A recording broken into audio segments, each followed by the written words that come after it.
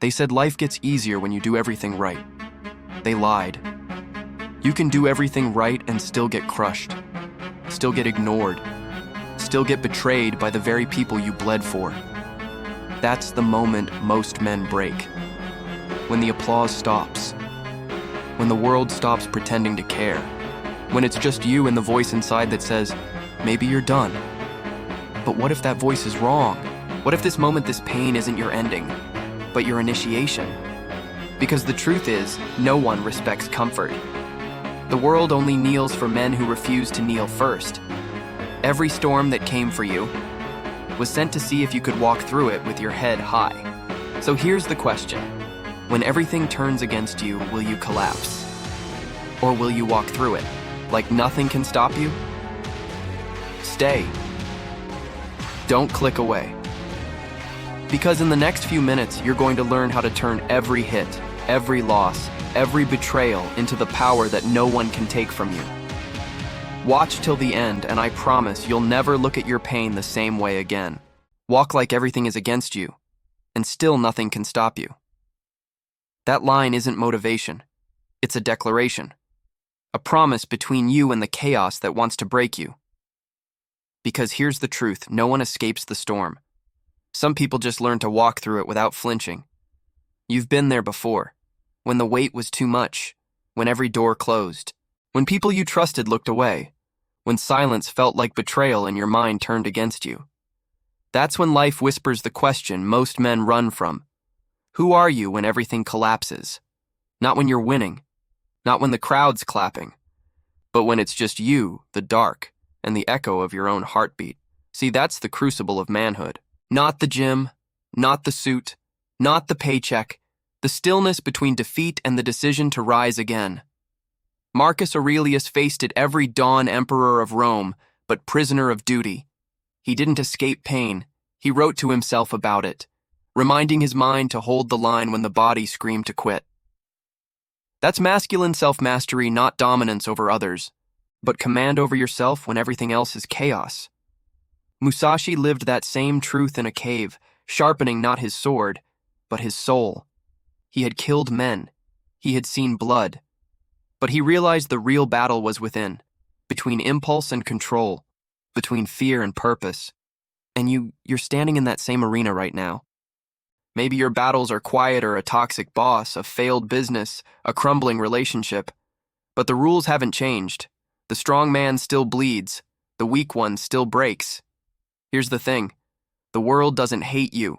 It's just testing if you're real. It's asking, can you walk through this storm and not lose your center? Every man talks about power. Few understand it. Power isn't aggression. It's direction. It's knowing who you are when life strips away every illusion. Think of Theodore Roosevelt. Born weak, fragile lungs, doctors told him not to strain. He didn't just ignore them. He built himself, punch by punch, step by step. He walked into life's cruelty and said, try me. That's strength, not muscles, but will forged in rejection. Real masculinity isn't loud. It doesn't beg to be noticed. It stands quietly in the fire until the world notices it can't be burned. That's the aura of a powerful man. Unbothered, unshaken. He doesn't need to prove he's strong, because his scars already told the story. Let's break it down. Pain isn't punishment. It's a mirror. It shows you what still owns you. The ego that can't handle disrespect. The fear that hides under anger. The doubt that wears the mask of control. Every time you react, you lose power. Every time you observe, you reclaim it. The enemy isn't the world. It's your dependence on its approval. Walk like everything is against you. Because most of the time it will be, and that's good. Because friction creates form, and pressure makes men who can't be manipulated. You were never meant to have it easy. You were meant to be sharpened. That's how you build the archetype inside you. The king who commands his world with calm, the warrior who moves through pain with purpose, the magician who turns wounds into wisdom, and the lover who stays open even when the world betrays him. That's what makes a man unbreakable, not the absence of pain, but the refusal to let pain define him. So stand up, square your shoulders, take the hit and smile. Because if you're still walking, you're already winning the war most men never fight. You think life is supposed to flow smoothly? It isn't. It's supposed to test you, break you. It's supposed to hand you a weight that makes your knees tremble, not to crush you, but to carve you. Because without resistance, there's no muscle, and without struggle, there's no strength. Every powerful man you've ever admired was built under pressure. Leonidas faced an army of thousands and stood with 300 men. He didn't win because of numbers. He won because of nerve. Because in that narrow pass at Thermopylae, resistance became meaning. Most men run from the fight. Strong men run toward it. Because they understand something most never will. Resistance is not your enemy. It's your mirror. It shows you where you're weak. It shows you what still needs work. Think about your own life. You've been through rejection, humiliation, loss. You've had moments where you questioned your worth. You've seen doors slam that were meant for you. And yet, you're still here. That's the sign.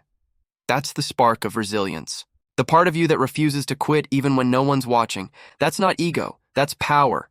Power isn't about control. It's about endurance. The ability to keep moving forward when logic says, stop. David Goggins calls it the governor, the mental limit that lies to you. It tells you you're done at 40%, but you're not. There's always more left in the tank, but most men never find it. Because they stop the moment pain shows up.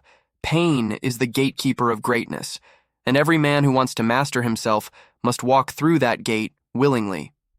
Miyamoto Musashi fought 60 duels, undefeated. But his greatest opponent wasn't any swordsman. It was his own ego. He once wrote, "If you wish to control others, you must first control yourself." And that's the paradox. The more you try to control the world, the more it controls you. But the moment you master yourself, the world bends differently. That's the weight of resistance. It crushes those who resist it.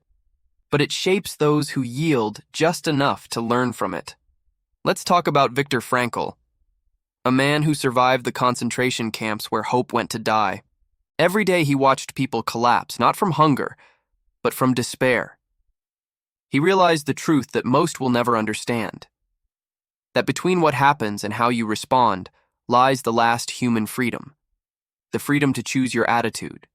The freedom to give meaning to the pain. That's masculine resilience at its purest. Not denial, not delusion. Acceptance, but with purpose. Resistance isn't random.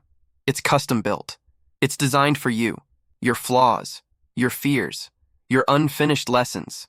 The more you avoid it, the louder it gets, until one day it forces you to face what you've been running from. So here's the truth. No one tells you you're not cursed. You're being coached. Every obstacle is instruction in disguise. Every betrayal is a lesson in discernment. Every loss is a course correction. When Roosevelt lost his wife and mother on the same day, he disappeared into the wilderness. Everyone thought he was finished, but he came back harder, stronger, carved by solitude. He rebuilt his body, his voice, his will. That was his rebirth. Resistance isn't a punishment. It's the ritual of transformation. But most men misunderstand it. They want the power without the process. They want the crown without the cross. They talk about the king archetype, but the king is born from struggle. He isn't crowned by others. He's crowned by pain, by learning to govern his impulses when everything inside him screams for revenge, by standing firm when others fall into chaos. Look at Napoleon. The man was 5'6", mocked, ridiculed, but his mind was a storm. He rose not because of privilege, but because he believed no man was above his will. That's the weight of resistance turned into raw power. He didn't wait for permission. He took it. But here's the warning. Resistance doesn't just build men, it exposes them. Some drown in it. Others rise through it. What decides which one you'll be? Your relationship with discomfort. Weak men avoid it. Strong men seek it. Because they know the uncomfortable is where truth lives. You want to find your strength? Look for what you've been avoiding. The conversation you don't want to have. The job you're afraid to leave. The discipline you keep postponing. That's the arena. That's your Thermopylae. And when you finally step into it, everything changes. Because your fear stops owning you. Resistance gives birth to confidence. Not the fake kind, not arrogance or noise. The quiet kind that doesn't need validation. Because it's been tested in the dark. That's when your aura shifts. People feel it before they understand it. You walk into a room and something about you says, "I've been through fire. and I'm still standing. That's not energy you can fake. It's earned, paid for in long nights, self-doubt, and sweat.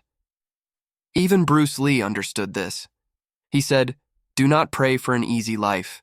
Pray for the strength to endure a difficult one." He wasn't being poetic. He was being precise. Because struggle makes you adaptive.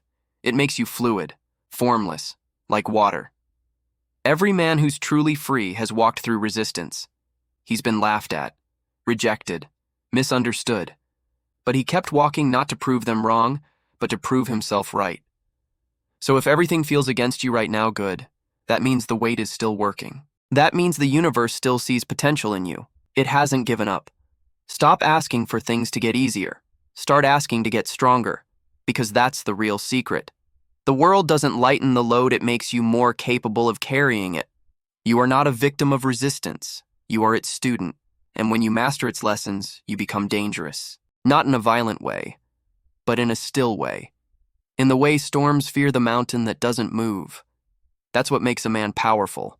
Not the money, not the muscles, but the calm in his eyes that says, "I've already been broken, and I came back sharper." That's what defines the difference between a boy and a man. The boy seeks comfort. The man seeks clarity. The boy escapes resistance. The man embraces it because he knows that on the other side of struggle is his throne. Walk like everything is against you and mean it. Because when resistance hits and you still don't stop, that's when the world finally realizes you can't be controlled. There is a moment in every man's life when pain stops being a visitor and becomes a roommate. It stops knocking. It just walks in. Uninvited, unapologetic. At first you fight it, you question it, you curse it. But one day, if you're wise enough, you realize something strange. Pain isn't trying to destroy you. It's trying to instruct you. That's the moment the shift begins, when suffering becomes signal. When pain stops being personal and starts becoming power. But here's the truth most men never face. Pain doesn't go away when you ignore it. It mutates. It hides behind distraction, behind fake smiles, behind the endless scroll of, "I'm fine." It waits. And every time you pretend it doesn't exist, it gets heavier. The only way out is through. That's what men like Viktor Frankl understood. When they took everything from him, his freedom, his family, his future, he found something untouchable. His attitude, his meaning, his will to assign purpose to pain. He didn't deny it. He directed it. That's the fire inside, not anger, not rage, a sacred furnace where every wound becomes fuel. See, pain has two faces. One weakens, the other awakens. When you use it right, it sharpens perception. It strips illusions. You stop chasing validation. You start demanding respect not from others, but from yourself. That's when your aura changes. You no longer walk to be seen. You walk because you carry something inside that can't be extinguished. Think about Theodore Roosevelt again, the man in the arena. He was shot mid-speech, the bullet lodged in his chest. He looked down, saw the blood soaking through his shirt, and finished his speech. That's the fire. The refusal to let pain dictate the outcome. Pain either becomes your prison or your propulsion. It depends on what you do with it. Bruce Lee called it emotional alchemy. He turned anger into movement, frustration into focus, doubt into discipline. He once said, "Absorb what is useful, discard what is not, add what is uniquely your own." That's what the fire does. It burns away the excess until only essence remains. So let's break it down. You've been hurt before. You've been disrespected, overlooked, betrayed. Good. That's your raw material. Pain is potential energy. Every scar is stored fuel, but it doesn't ignite until you stop running and face it head on. Think about a sword. A sword isn't born sharp. It's heated, hammered, folded again and again. Each strike from the blacksmith isn't punishment, it's purification. The steel screams, but that's what makes it deadly. You're the same. Every failure, every heartbreak, every humiliation, it's the hammer. And if you can endure the strikes without breaking, you come out unrecognizable, sharper, calmer, deadlier. That's how Alexander the Great operated. He was trained not just to fight but to suffer.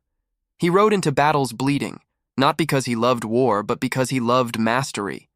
He said, "Through every hardship I found my command." That's the truth of transformation. Command is born from chaos. Most men let pain turn them bitter. They close up. They build walls. They shrink their world to avoid being hurt again. But that's not strength. That's fear wearing armor. Real strength is open-eyed. It doesn't deny the wound, it studies it. It asks, what is this teaching me about myself? That's what makes a man formidable. He extracts wisdom from what would destroy others. Take Nelson Mandela, 27 years in prison. They thought they were breaking him. They didn't realize they were building him. Each day behind those bars, his rage turned to clarity. His hate turned to discipline. When he finally walked out, he wasn't a prisoner, he was a leader forged by suffering. Pain, when mastered, creates authority. It gives you gravity. It's the reason some men walk into a room and silence it without saying a word. Because everyone can feel this man has been somewhere dark and came back with light. But let's make it real. Not every man's prison is a cell. Sometimes it's debt. Sometimes it's a job that drains your soul. Sometimes it's a relationship that keeps you small. The form doesn't matter, the fire inside does. The question is, what are you doing with your pain? Are you nursing it like a wound, or are you building from it like a weapon? Most men waste years replaying their losses. They tell stories about betrayal, rejection, unfairness. But winners don't narrate pain. They transmute it. They turn heartbreak into hunger, insults into inspiration, loss into legacy. Look at David Goggins again.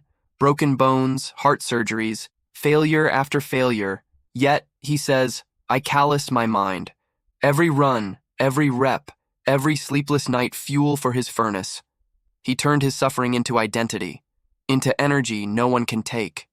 That's what masculine transformation looks like, not comfort, but conversion. Every punch life throws becomes part of your rhythm. Every fall becomes your stance. Every no becomes proof that you're still in the ring. And the ego, that old enemy, starts to die.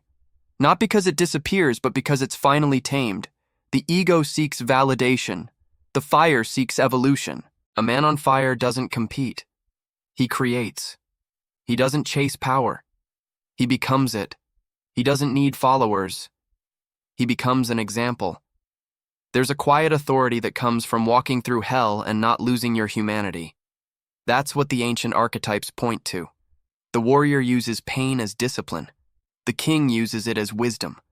The magician transforms it into insight. The lover redeems it through compassion. You need all four to master yourself. Otherwise, your power will always have a crack. So when life burns you, don't rush to put out the fire. Control it. Shape it. Let it forge your purpose. That's when everything flips. Suddenly, obstacles become opportunities. Rejection becomes redirection. And every hit makes you more unshakable. It's the paradox of masculine power. The more you hurt, the more you heal. The more you lose, the more you learn. The more you suffer, the more you shine. But only if you stay conscious in the fire. Most men panic when it gets hot. They scream. They flee. The rare few breathe through the flames until the fear burns out and clarity remains. That's the moment you stop chasing freedom because you realize you already are free. The world can touch your body, but it can't touch your will. So stop asking, why me? Start asking, what is this fire trying to make me into? Because if you can answer that, you'll never fear pain again. You'll welcome it. You'll smile when it comes, because you'll know this is how gods are forged. Walk like everything is against you, because when you do, you stop reacting to life and start creating it. There's a stage few ever reach, the point where pain no longer defines you and chaos no longer controls you. It's not peace. It's not calm. It's clarity. The unbreakable mind isn't built in silence. It's forged in storms. It's the mind that learns to breathe while everything else burns. You see, most men want power, but real power isn't dominance over others. It's dominance over reaction. It's the ability to remain centered when the world spins off its axis. Here's the thing. Chaos doesn't disappear as you rise. It multiplies. The higher you climb, the stronger the wind gets. But when you've mastered your inner balance, No storm can move you. Marcus Aurelius knew this. He ruled the largest empire in history while battling plague, betrayal, and war. Every night, he wrote to himself not about victory, but about control. Control of thought, control of emotion, control of ego. He didn't seek to silence chaos, he learned to use it. That's the mark of a man who's mastered the inner battlefield. He doesn't flinch. He observes. He doesn't explode. He calculates. He doesn't escape. He endures. Let's be real. The modern man's chaos doesn't come from war. It comes from distraction, from endless noise, from expectations, from comparing himself to others until his own reflection looks foreign. The result? He's reactive, easily provoked, always scrolling for validation, always chasing another hit of meaning. But a man who's unbreakable walks differently. He moves slow, but not lazy.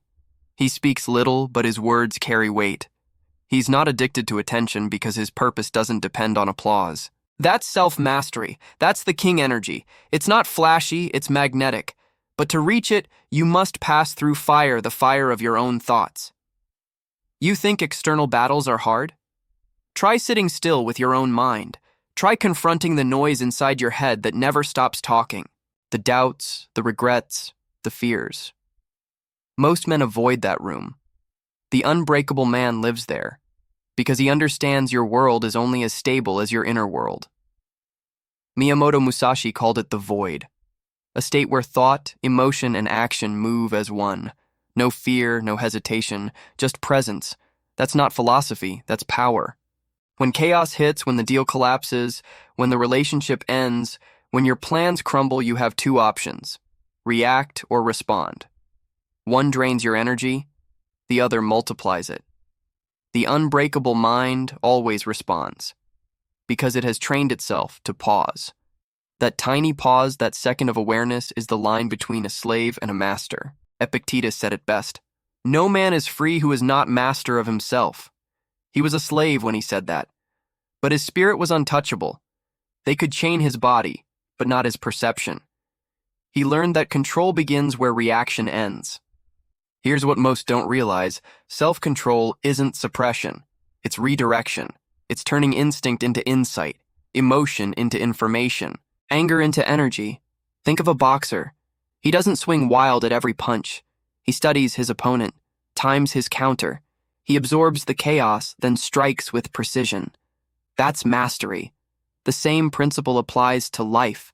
Every insult, every betrayal, every setback, a punch you don't have to take personally. You absorb, you learn, you adapt. When Mike Tyson said, "Everyone has a plan until they get punched in the face," he wasn't glorifying violence. He was describing philosophy. Because life will punch you, and only those with composure survive the round. So how do you build that composure? Through repetition, through stillness, through practice. The same way you train muscle, you train mind. You put it under load. You expose it to failure. You force it to stay calm when it wants to break. Start with small battles, the irritation in traffic, the disrespect at work, the delay in your plans. Each time you choose restraint over reaction, your inner steel hardens. Self-mastery isn't one moment of enlightenment. It's 1,000 small victories over impulse. That's how you earn the aura of a strong man, the quiet energy that says, "I don't chase control, I am control." And when that happens, something miraculous unfolds. The world stops intimidating you. Because you've realized the truth. External chaos is powerless against internal order. Look at Napoleon's discipline. He could command nations because he first commanded himself. His soldiers followed him not because of charisma, but because they felt his conviction. That's what happens when mind, purpose, and action align. Or think of Musashi again, undefeated, not because he was faster, but because he was stiller. He could read his opponent's intent before the strike began. That's the edge of awareness, the ability to see chaos before it even arrives. Most men are moved by the wind. Few become the mountain. Be the mountain. When you master your mind, you become unpredictable. You no longer react the way others expect. You stop playing by emotional rules written by weaker men. And that makes you dangerous in the best way possible. Not because you hurt others, but because nothing can hurt you. When you reach that level, ego dies quietly. Not because it vanishes, but because it becomes your servant instead of your master. You use pride as fuel, not as identity. You use ambition as direction, not as dependence. This is where freedom begins. Not in money, not in status, in mastery. Freedom is the ability to stand in chaos and remain calm. To lose everything external and still feel whole. That's what Viktor Frankl discovered in the camps. That's what Marcus Aurelius practiced in the palace. That's what Musashi realized in solitude. Different lives, same truth. Control the inner and the outer bends in time. You want to change your world? Don't start with action. Start with attention. Master where your focus goes, and the rest will follow. When your thoughts obey you, your reality follows suit. Because here's the secret. Reality doesn't shape your mind shapes reality. The man who's unbreakable doesn't wait for peace. He brings it with him. Everywhere he walks becomes ordered, not because the world changed, but because he did. So when life throws chaos your way, don't run, smile. Because that's your arena. That's where kings are crowned and pretenders exposed. The unbreakable mind doesn't need guarantees. It doesn't need comfort. It doesn't even need understanding. It just needs truth. And truth is this. You were never meant to avoid storms. You were meant to become the calm within them. That's what makes you powerful. That's what makes you rare. That's what makes you free. Walk like everything is against you. Because once your mind stops breaking, the world runs out of weapons. There comes a moment when everything inside you goes quiet. Not because the noise stopped, but because you stopped needing to listen to it. That's when you know the transformation is complete. You no longer chase the crown. You've become it. The man who once walked through storms, through resistance, through fire, now stands still, calm, radiant. Not untouchable because he's hidden from life, but untouchable because he's fully alive in it. That's what it means to rise and reign, not over others, over yourself, over your impulses, over your fears, over the parts of you that once begged for mercy. And here's the paradox. When you stop seeking control, you gain it. When you stop chasing validation, you radiate it. When you stop running from pain, you transcend it. Because now you understand the design. Life was never trying to break you, it was trying to build you. Every rejection was a redirection. Every heartbreak was a hammer. Every loss was a lesson carved into the foundation of who you are now. The old version of you, the one that needed approval, that flinched at failure, that craved comfort, he's gone. You buried him in the ashes of who you used to be. And what rose in his place is dangerous, not violent, but potent. Because this new man, this unbreakable version moves differently. He doesn't rush, he doesn't beg, he doesn't explain. He observes, decides, acts. And when he speaks, people listen. That's presence, the final aura of masculine self-mastery. It's not loud, it's not forced, it's felt. When you walk into a room, your energy says, I've suffered, I've fallen, I've rebuilt, I know who I am. That's the king archetype in full form. He doesn't prove, he is. But the king isn't born in comfort. He's born in the ruins of the man he once was. Look at history. Alexander conquered half the world, not because of his army, but because of his vision. He saw what others couldn't. That's what mastery looks like, clarity forged by struggle. Or think of Marcus Aurelius again. Power, luxury, chaos, and still he wrote to himself, waste no more time arguing what a good man should be. Be one. That's leadership. That's reign. Not over kingdoms, but over your own mind. Let's bring it closer. You've been through things no one fully knows. Your private wars, your silent battles, your lonely nights. You thought they were punishment, but now you see they were preparation. Every time you refused to quit, you were being crowned in secret. Every time you stood back up, the universe was watching, saying, now he's ready. That's what rising really means. Not elevation, ascension, not in status, but in spirit. The boy you were can't survive where you're going, because that version needed permission. This one creates his own. That's the essence of manhood self-authorship. The power to write your own story, no matter who tried to edit it before.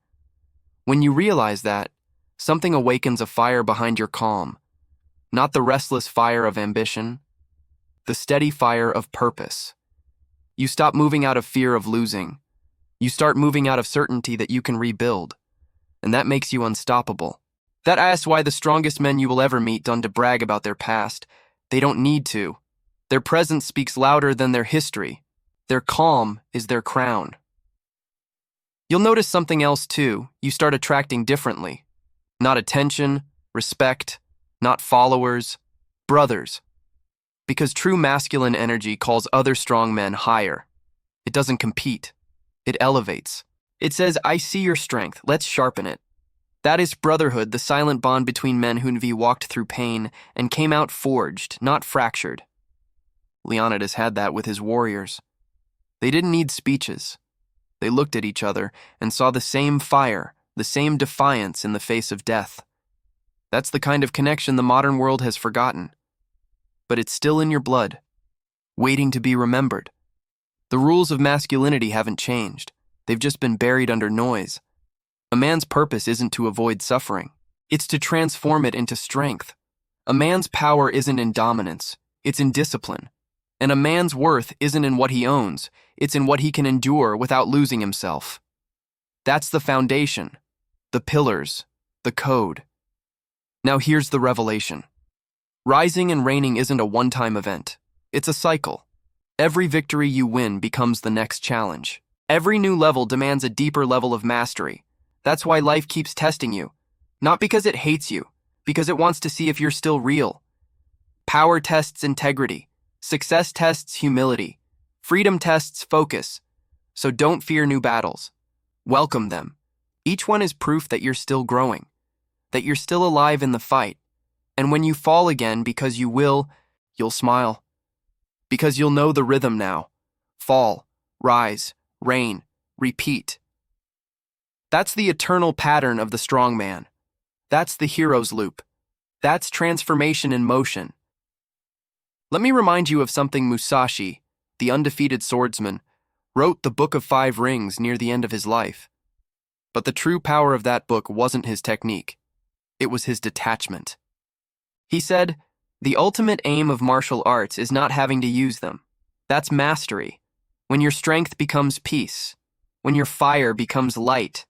That's where all this leads not to endless fighting, but to effortless flow. You stop forcing. You start aligning. You stop trying to prove. You start to become. And that's when you reign. Not as a tyrant, as a force of nature. As a man who understands both power and restraint. That's the highest form of masculinity, integrated, awake, whole. The king, the warrior, the magician, the lover, balanced, conscious, complete, no longer reacting, no longer doubting, just being. So here's the truth. You were never meant to live an easy life. You were meant to live a meaningful one. And meaning only comes through resistance, through challenge, through the fire that demands you rise higher every time you fall. Walk like everything is against you, because that's the only way to discover what's truly within you. And when you finally rise, not for applause, not for revenge, but because standing is your nature, that's when the world bows back. Not to your name, to your presence. Rise and reign. Not someday. Now. Because the crown isn't given, it's remembered. It was always yours, you just had to burn enough to earn it. And when you do, when you walk out of that fire carrying peace in one hand and purpose in the other, the world will finally see what you've known all along. You were never meant to be broken. You were meant to become. Now you understand. The world was never against you. It was training you. Every betrayal, every loss, every moment that made you doubt your worth, it wasn't punishment. It was the forge, the heat that burned away everything weak, until only the real you remained. You are not broken. You're reborn. Every scar proof that you refused to stay down. Every silence proof that you didn't need noise to rise. This is what manhood feels like. Not comfort, not certainty, but quiet strength, unshakable clarity, the calm of someone who's walked through fire and learned to breathe in it. So when life comes for you again, and it will smile, because now you know who you are. And nothing can stop a man who has met his own darkness and learned to walk through it. Walk like everything is against you, and still, nothing can stop you. If this hit you, stay. Don't just scroll to the next video. Let this one sink in. Watch it again. Because this isn't content. This is a mirror. And once you see the man you're meant to become, you can't unsee him. Welcome to Phantom Thoughts, where men remember who they are